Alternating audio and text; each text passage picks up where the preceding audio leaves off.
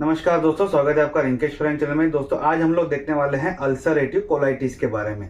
तो नाम ही ये डिफाइन करता है कि अल्सरेटिव कोलाइटिस मतलब कि जो कोलॉन्स रहते हैं, कोलॉन्स मतलब लार्ज इंटेस्टाइन। इसके बारे में हम लोग डाइजेस्टिव सिस्टम और पहले के जो डाइजेस्टिव सिस्टम के ऊपर मैं वीडियोस बना चुका हूं, उसमें मैंने ऑलरेडी ये क्लियर किया है कि जो लार्ज इंटेस्टाइन रहता है, जो आंत रहती है, बड़ी आंत या फिर जिसे हम कहते हैं कि मोटी आंत जो रहती है, उसे कोलोन कहा जाता है।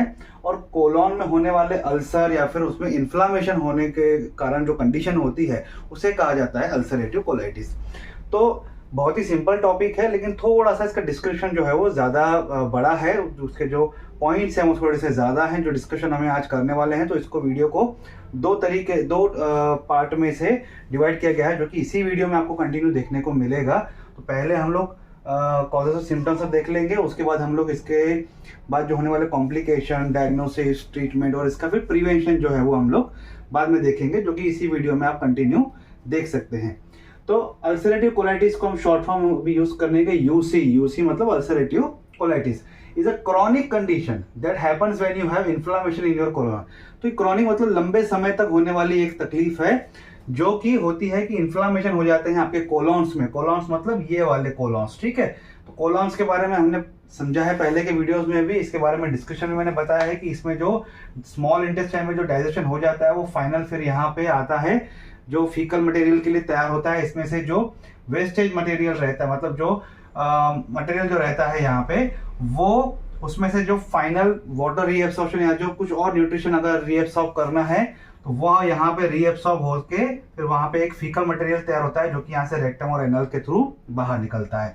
तो ये इस पार्ट को कहा जाता है असेंडिंग कोलन, जो कि हमारे राइट साइड की तरफ से होता है। और वहीं पे होता है अपेंडिक्स। तो आपने देखा होगा कि जिनको अपेंडिक्स की तकलीफ होती है वो राइट साइड से होती है। तो असेंडिंग कोलन ये हो गया, ट्रांसवर्स कोलन ये यहाँ पे, और ये नीचे की तरफ डिसेंडिंग कोलन जो कि होता है लेफ्ट साइड की तरफ से। और सिग्मोइड प्रोसेस ये रहती है। सिग्मोइड प्रोसेस के बारे में डिटेल मैंने कोलॉन्स के टाइप में जो है वो ऑलरेडी डिटेल बताया हुआ है। ये एस शेप स्ट्रक्चर जो है इसे कहा जाता है। उसके बाद रेक्टम होता है, रेक्टम के बाद एनल्स, जो एनल पोर्शन जिसे हम लोग कहते हैं। तो ये एक सिंपल स्ट्रक्चर है कोलॉन का। मोस्ट पीपल विद यूसी मतलब ulcerative colitis experience periods of symptoms flare up followed by the periods of remission without symptoms. तो ये इंपॉर्टेंट पॉइंट है समझने लायक। सबसे पहली बात, जब मैं पीरियड्स की बात कर रहा हूं तो इसका मतलब ये नहीं है कि जो मेंस्ट्रुएशन साइकिल होते हैं उसे जिसे कॉमन भाषा में कहा जाता है कि पीरियड्स हो गए हैं। तो पीरियड्स का मतलब क्या होता है साइंटिफिक भाषा में, कि जो चीज जो है वो रिपीटेडली एक समय के बाद हो रही है उसे पीरियड्स कहा जाता है। तो मेंस्ट्रुएशन साइकिल को एक पीरियड माना जाता है। उसी तरह से अल्सरेटिव कोलाइटिस में भी पीरियड्स होते हैं, periods of flare up and remission.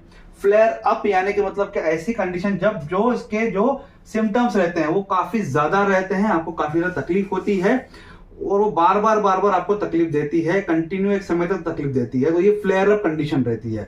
फिर कुछ समय के बाद एक रिमिशन कंडीशन आती है। रिमिशन कंडीशन में क्या होता है, सिम्टम्स बिल्कुल नहीं देखने को मिलते हैं, आपको महसूस ही नहीं होता है कि आपको अल्सरेटिव कोलाइटिस है, जबकि होता है पर आपको फील नहीं होता कि सिम्टम्स नहीं आते। तो कुछ समय के लिए वो वैसा एक फेज चलता है जिसे रिमिशन फेज कहा जाता है। तो विदाउट सिम्टम्स वाला फेज जिसे कह सकते हैं, ठीक है। UC is a lifelong condition that causes inflammation and the ulcer inside your colon, that is large intestine.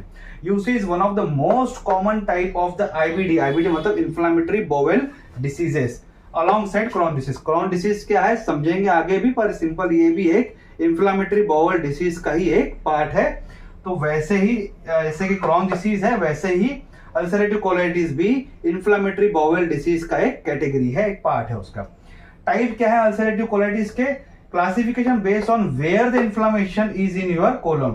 तो ये कोलन का हिस्सा है, कौन से हिस्से पे जो है वो इन्फ्लेमेशन हुआ है उस हिसाब से इसका क्लासिफिकेशन किया है। मोस्टली देखा जाता है कि रेक्टम और सिग्मोइड प्रोसेस ज्यादा से ज्यादा डिसेंडिंग कोलन यह इस पोर्शन पे ही रहता है। अब ये क्या होता है कि ये जो इन्फेक्शन रहता है ये एनल पोर्शन पे रहता है, यहाँ पे म्यूकस लेयर रहती है।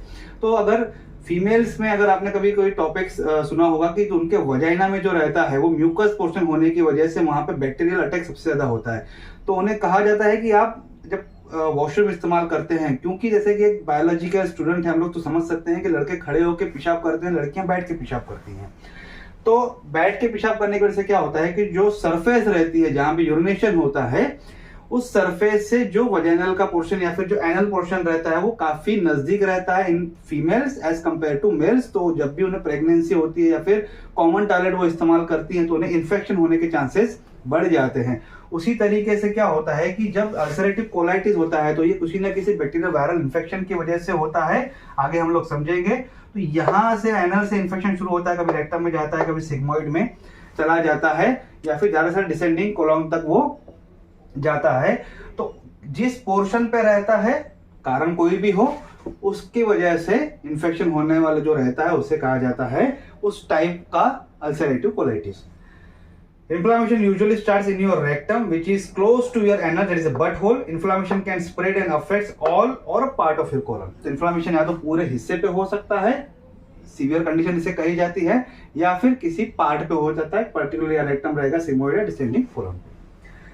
अल्सरेटिव प्रोक्टाइटिस, ठीक है, inflammation affects your rectum and the sigmoid colon. ये ऐसी कंडीशन है, प्रोक्टाइटिस मतलब रेक्टम और सिग्मोइड कंडीशन पे अगर इन्फ्लेमेशन हो रहा है तो उसे अल्सरेटिव प्रोक्टाइटिस कहा जाता है। लेफ्ट साइडस कोलाइटिस मतलब लेफ्ट साइड हम देखते हैं कि डिसेंडिंग कोलन की तरफ inflammation affect the left side of your colon, ठीक है। Pancolitis, inflammation affects your entire colon. तो एंटायर कोलन अगर होता है तो ये पेनकोलाइटिस होता है। पेनकोलाइटिस का मतलब ये नहीं है कि आपको कंफ्यूजन होगा कि ये पेनक्रिया से रिलेटेड तो नहीं है। तो जैसे आपने चेक हम लोग किस तरह लिखते हैं, बैंक में जो चेक लिखते हैं तो उस पर लिखा रहता है पैन इंडिया, या फिर कोई प्रोडक्ट जो है वो पैन इंडिया अवेलेबल है हम लोग कहते हैं। पैन इंडिया का मतलब क्या होता है, वो पूरा अवेलेबल है, ठीक है। तो एक सिंपल भाषा में तो ये पैन कोलाइटिस, तो ये जो पैन जो शब्द है ये पूरा कोलोन का इन्फ्लामेशन, ठीक है, पूरे कोलोन का इन्फ्लामेशन यानी कि पैन कोलाइटिस। तो इसको समझिएगा, इसका मीनिंग क्या है। तो शब्द साइंटिफिकली जो शब्द रहते हैं उसमें मैक्सिमम हम देखते हैं जैसे शब्द रहते हैं उसका मीनिंग भी उसी में ही रहता है। फुलमिनेंट अल्सरेटिव कोलाइटिस ये काफी रेयर है। इसमें क्या होता है, it can cause life threatening complication that requires urgent medical treatment. ऐसी कंडीशन हो जाती है कि इसमें काफी ज्यादा आपका डायरिया कह लीजिए या फिर ब्रेन, अब इन्फ्लेमेशन है, अल्सर है तो ब्लीडिंग भी होगा।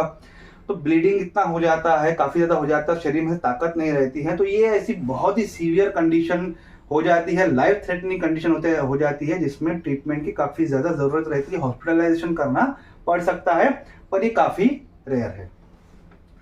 यूसी में भी वाइल्ड, मॉडरेट और severe depending on your symptoms. तो अल्सरेटिव कोलाइटिस माइल्ड भी हो सकता है, मॉडरेट भी, सीवियर डिपेंड करता है कि आपके सिम्टम्स कैसे हैं, ठीक है।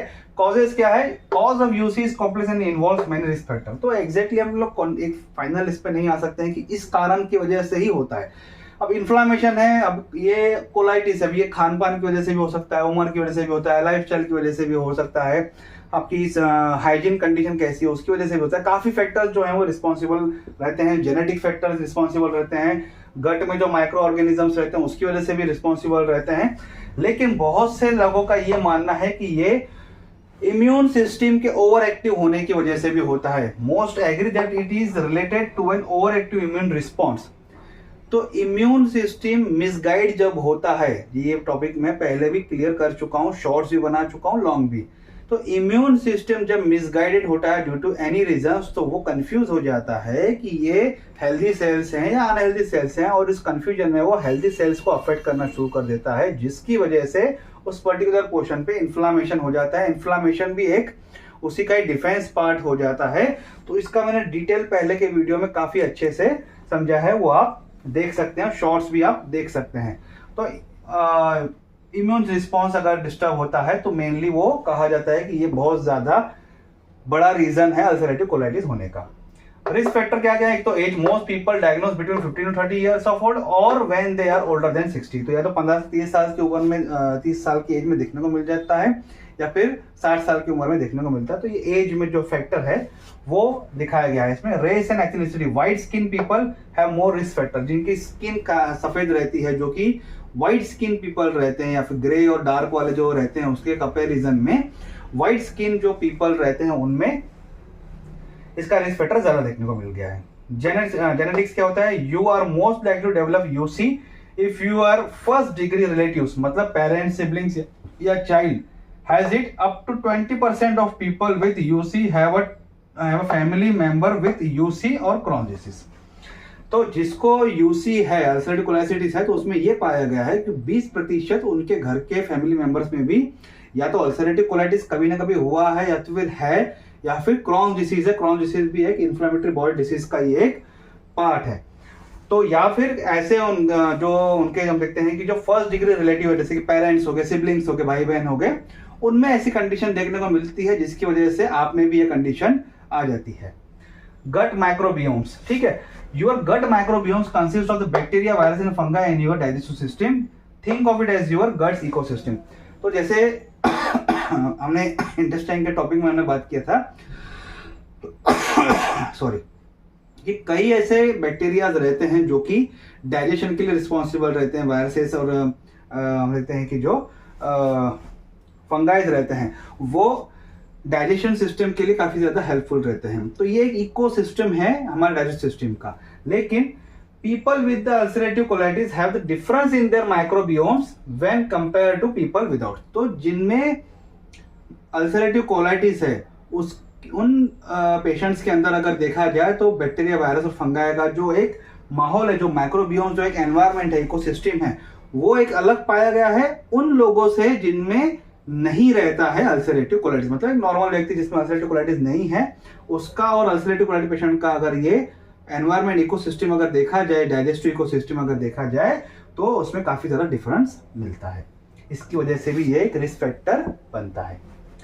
रिसर्चर्स आर श्योर वाई, कि ऐसा क्यों है, रिसर्चर्स जो हैं वो आज तक उसको प्रूव नहीं कर पाए।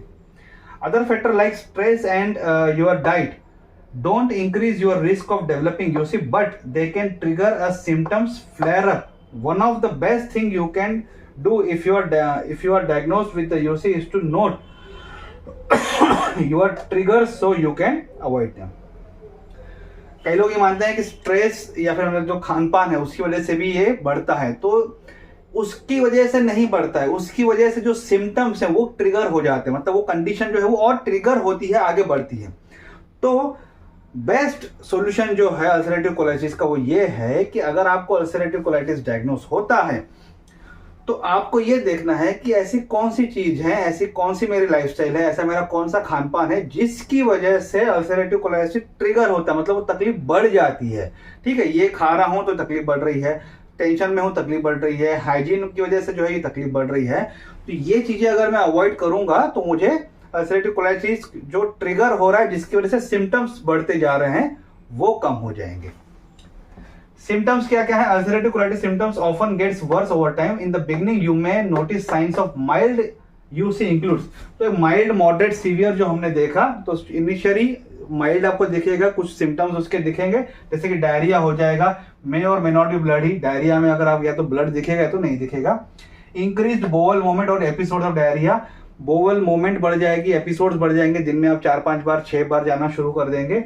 अर्जेंट बोवल मूवमेंट, आपको अर्जेंसी रहेगी कि मुझे जो आप रुक नहीं पाएंगे, इतना अर्जेंसी आपको बोवल मूवमेंट की रहेगी। टेनिसमस मतलब फीलिंग लाइक यू हैव पू बट बीइंग अनेबल टू। टेनिसमस एक ऐसी कंडीशन है कि आपको ऐसा महसूस होगा कि यार मुझे पू आ रहा है, पॉटी आ रही है, मुझे जाना है, पर जब आप पॉटी के लिए बैठेंगे, जब आप उसे बाहर निकालने के लिए बैठेंगे तो आपको पू आएगा नहीं, आपको प्रेशर से भी आएगा नहीं। तो ये एक टेनिसमस एक ऐसी कंडीशन को जो है वो कहा जाता है। Mild abdominal, that is belly cramping और टेंडरनेस। तो बेली में ऐसे क्रैम्प आपने कभी देखा होगा कि ऐसे खिंचाव महसूस होता है, पेट में ऐसा क्रैम्पिंग जैसा महसूस होता है, मसल जैसे खींच रहे हैं, उस तरीके का फीलिंग जो है आपको आता है। Later you may also have symptoms of moderate to severe ulcerative colitis including. तो माइल्ड हो गया, अभी मॉडरेट टू सीवियर। तो जैसे जैसे समय बढ़ते जाएगा, तकलीफ बढ़ती जाएगी, तो सिम्टम्स भी वो माइल्ड से मॉडरेट हो जाएंगे, मॉडरेट से सीवियर हो जाएंगे, जिसके साथ क्या होगा? फ्रीक्वेंट बॉवल मूवमेंट और एपिसोड ऑफ डायरिया, मतलब 4-5 बार 6 बार 7 बार आप जाना शुरू कर देंगे। ब्लड आना शुरू हो जाएगा, ब्लड, म्यूकस और पस स्टूल में आना शुरू हो जाएगा। जो म्यूकस लेयर रहती है अंदर की तरफ, वो म्यूकस भी छोड़ना शुरू कर देता है, जिसकी वजह से फिर इरिटेशन और बढ़ जाता है। म्यूकस क्या करता है? इरिटेशन को प्रोटेक्ट करता है। अब म्यूकस भी अगर बह जाएगा उसके साथ, तो फिर क्या होगा कि जो लेयर रहेगी अंदर की, जिसे म्यूकोसल लेयर कहा जाता है, तो वहां पे भी इरिटेशन बढ़ जाएगा। और म्यूकस सबसे ज्यादा रिलीज क्यों होता है? Because of irritation. तो क्या होता है कि जब म्यूकस वॉश आउट हो जाएगा तो इरिटेशन बढ़ जाएगा इंटेस्टाइन में। इंटेस्टाइन का इरिटेशन कम करने के लिए म्यूकस का सिक्रेशन और तेजी से बढ़ जाएगा, तो वो वॉश आउट होता रहेगा। तो वो जो एक्स्ट्रा अमाउंट ऑफ म्यूकस जो सिक्रेशन होगा वो आपके पू में दिखाई देगा, ब्लड दिखाई देगा, ब्लड होगा अपना अल्सर वगैरह के हो जाने की वजह से जो फट जाती है अंदर की लेयर है। तो उसकी वजह से ब्लड निकलता है, म्यूकस निकलेगा, पस निकलना शुरू हो जाएगा अंदर। अगर फोड़ा वगैरह हो गया है तो उसके में अगर पस जमा हो गया है तो वो भी निकल लेगा, आपके स्टूल में वो दिखाई देगा। सीवियर बेली क्रैम्पिंग, जो क्रैम्प अभी पहले थोड़ा थोड़ा दिख रहा था, माइल्ड हो रहा था, अभी वो सीवियर हो जाएगा, काफी खिंचाव जो है वो आपको क्रैम्पिंग जो है महसूस होगा। फटीग हो जाएगा, थक जाओगे, बार बार लूज मोशन हो जाएगा तो शरीर पूरा थक जाएगा। सडन वेट लॉस, शरीर के अंदर से डाइजेशन प्रॉपर नहीं होगा तो न्यूट्रिशन जाएगा नहीं, तो जाहिर सी बात है न्यूट्रिशन कम होने की वजह से या फिर डाइजेस्टिव सिस्टम डिस्टर्ब होने की वजह से आपका वेट लॉस भी बहुत तेजी से होगा। नौशिया, वॉमिटिंग जैसे सिम्टम्स आएंगे, वॉमिट होगा, उल्टी आएगी या फिर उल्टी जैसा आभास जो है वो आपको होगा। अदर यूसी सिम्टम्स आर, इसके अलावा और क्या है, about 20% of the UC people eventually develop the condition and associated symptoms that affect the body parts other than their kolam.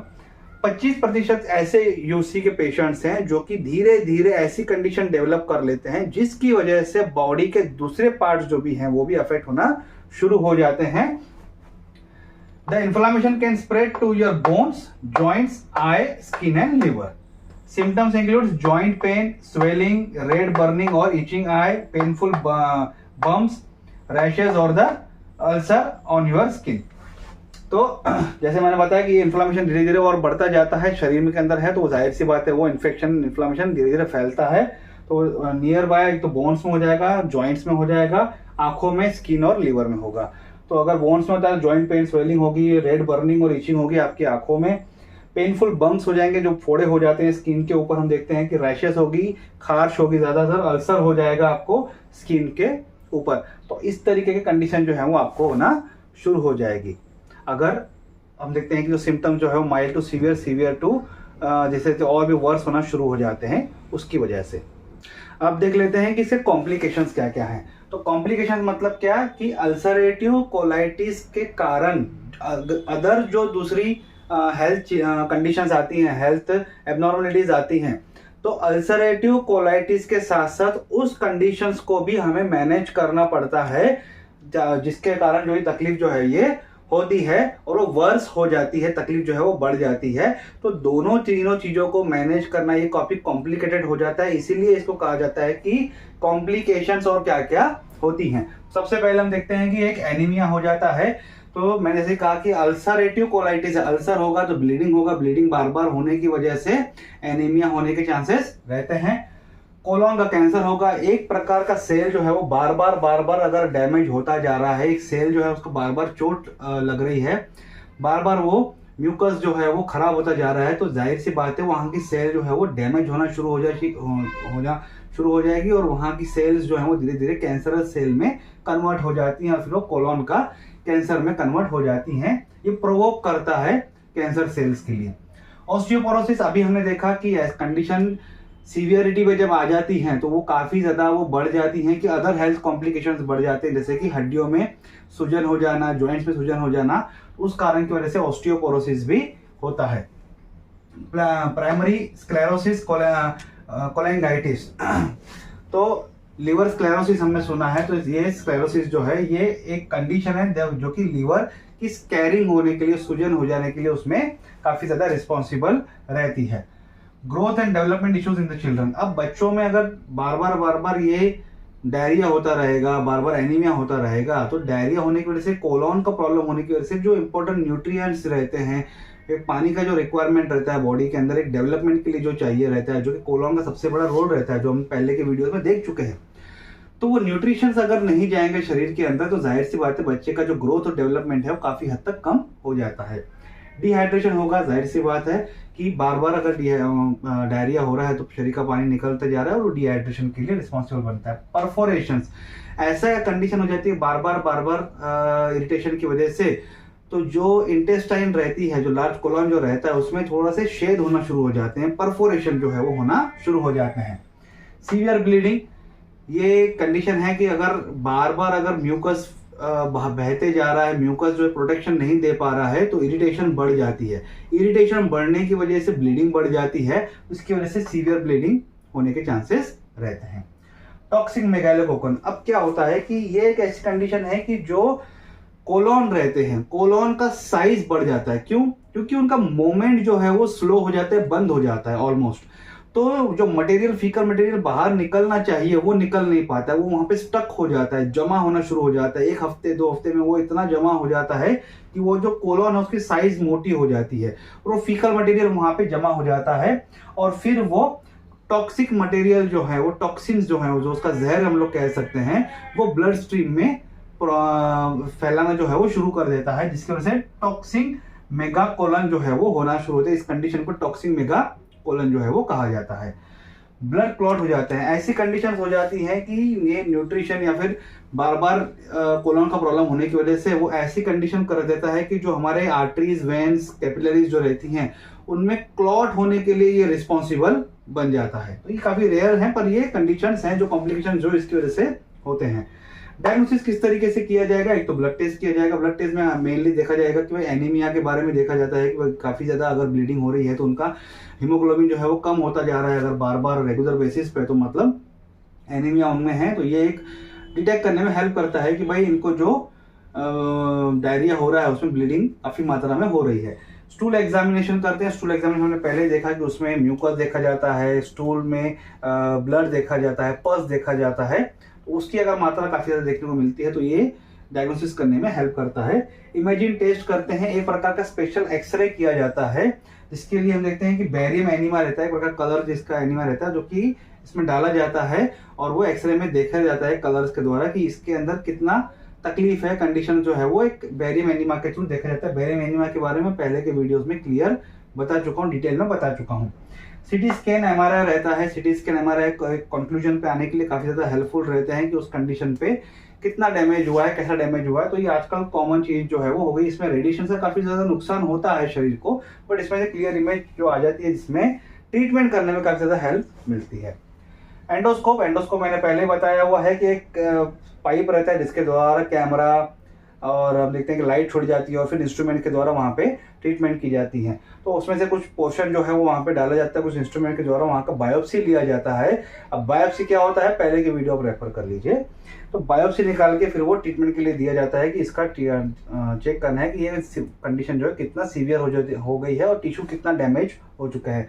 और यही एंडोस्कोपी जो है वो हेल्प करती है कोलोनोस्कोपी और सिग्मोइडोस्कोपी, यानी कि कोलोन का पूरा चेक करने के लिए, और सिग्मोइड यानी जो एस कंडीशन मैंने आपको दिखाया था डायग्राम में, उसका स्कोपी निकालने के लिए, उसका जो इमेज है वो निकालने के लिए सिग्मोइडोस्कोपी भी इसी तरीके से की जाती है, कोलोनोस्कोपी भी इसके बेसिस पे हेल्प से की जाती है।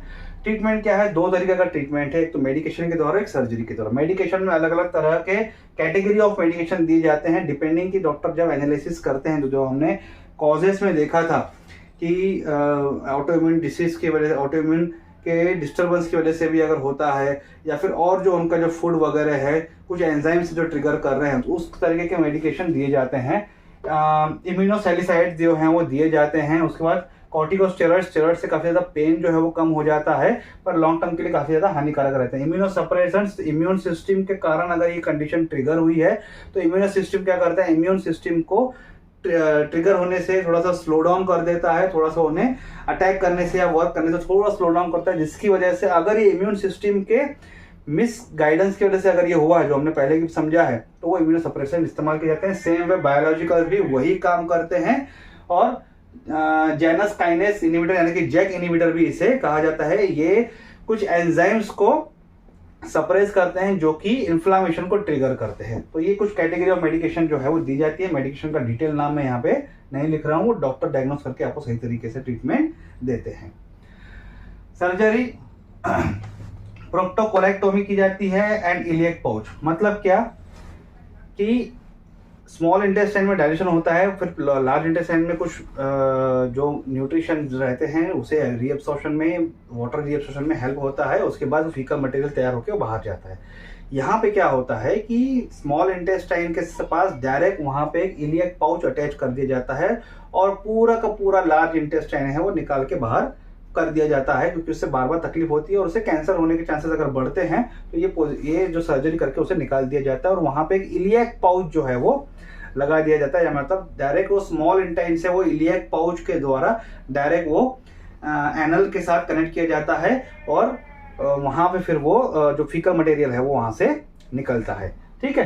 अब अब इसमें तकलीफ बहुत होती है, फीकल मटेरियल में काफ़ी ज़्यादा चेंजेस रहते हैं क्योंकि वो एग्जैक्ट वैसा नहीं रहता जैसे हम इसमें रहते थे, तो ये साइकोलॉजिकली आपको काफ़ी ज़्यादा बदलाव लाना पड़ता है अपनी लाइफस्टाइल में।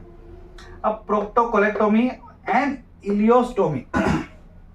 प्रोक्टोकोलेक्टोमी देखा हमने कि भाई इंटेस्टाइन पूरा लार्ज वाला निकाल दिया, वहाँ उसकी जगह पे इलियक पाउच लगा दिया।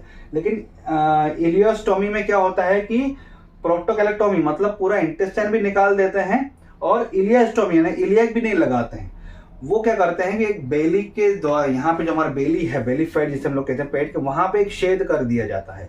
छेद करके वहां से एक इलियक स्टोमा, एक प्रकार का थैली पकड़ लीजिए जो बाहर की तरफ लटकता रहता है, हमारे बॉडी के बाहर वो लटकता रहता है। तो सारा दिन का जो भी उसमें पाउच में जो कलेक्शन होता है वो एक थैली में कलेक्ट होता है। क्योंकि ऐसी कंडीशन आ जाती है कि इलियक भी सपोर्ट नहीं कर पा रहे हैं, तो फिर जाके वो पाउच निकालना पड़ता है, उसे वॉश आउट करके उस पाउच को धो के साफ करके उसे वापस लगाना पड़ता है। तो ये काफ़ी हेक्टिक कंडीशन हो जाती है, काफ़ी एक इमोशनल ब्रेकडाउन वाली कंडीशन हो जाती है। तो ये सर्जरी तभी अपॉइंट की जाती है जब भी काफ़ी सीवियर कंडीशन हो गई है और कैंसर होने के चांसेस बढ़ते हैं, तब ये चीज़ें जो हैं वो इस्तेमाल की जाती हैं। प्रिवेंशन कैसा है, तो कुछ चीज़ें आप प्रिवेंट कर सकते हैं। अपना मैनेजिंग स्ट्रेस कम कर दीजिए, जो हो रहा है होने दीजिए लाइफ में, किसी चीज़ का ज़्यादा चिंता ना करें। फाइनेंशियल जो अपने स्ट्रेस है वो धीरे धीरे कम करते जाएं, रिक्वायरमेंट्स कम करते जाएं, धीरे धीरे आपका स्ट्रेस जो है वो कम होना चाहेगा। रियल लाइफ में जीना शुरू कर दीजिए, अच्छी ज़िंदगी जीना शुरू कर दीजिए, आपकी लाइफस्टाइल वैसी ही अच्छी हो जाती है। Avoid NSAID, non steroidal anti inflammatory drugs रहते हैं जो कि इंस्टेंट पेन रिलीव करते हैं लेकिन ट्रिगर बहुत करते हैं। कई लोगों को स्टमक में काफ़ी ज़्यादा पेन होना शुरू होता है जो कि पेन किलर्स रहते हैं, तो उन्हें अवॉइड कीजिए। Avoid food that triggers the flare up. Flare up ऐसी कंडीशन जो पीरियड्स की जो रहती है, जैसे मैंने पहले ही देखा कि ऐसे पीरियड्स जिसमें सिम्टम्स काफ़ी पीक लेवल पे होते हैं, मतलब फ्लेयर अप रहते हैं, तो वो पहले जानना है कि ऐसा क्यों हो रहा है और वो चीज़ों को अवॉइड करना है, जिसकी वजह से आपको ये जो सीवियर कंडीशन है वो नहीं हो पाएगी और आप इस तरीके की सर्जरी से बच पाएंगे, जिसकी वजह से आपकी लाइफ जो काफ़ी डिस्टर्ब हो जाती है। तो स्ट्रेस कम रखिए, हर सेहत की जो एक ही इलाज है कि स्ट्रेस कम रखिए, सिंपल लाइफ जिए, कोशिश कीजिए कि मेडिकेशन से कम रहें और फिर नेचुरल आप जिंदगी जिएं थोड़ा सा, और अपना लाइफस्टाइल जो है वो जंक फूड से एक हेल्दी फूड में ला लीजिए। कम खाएं, पौष्टिक खाएं, अच्छा खाएं, आपकी ज़िंदगी उससे बेहतर बन सकती है। आज का टॉपिक यहीं तक था। आई होप आपको आज का वीडियो अच्छा लगा होगा। वीडियो अच्छा लगे तो लाइक और शेयर जरूर कीजिएगा। अगर आपको कमेंट है तो कमेंट बॉक्स में कमेंट कर सकते हैं और मुझे चैनल को सपोर्ट करने के लिए प्लीज़ सब्सक्राइब कीजिए। Thank you.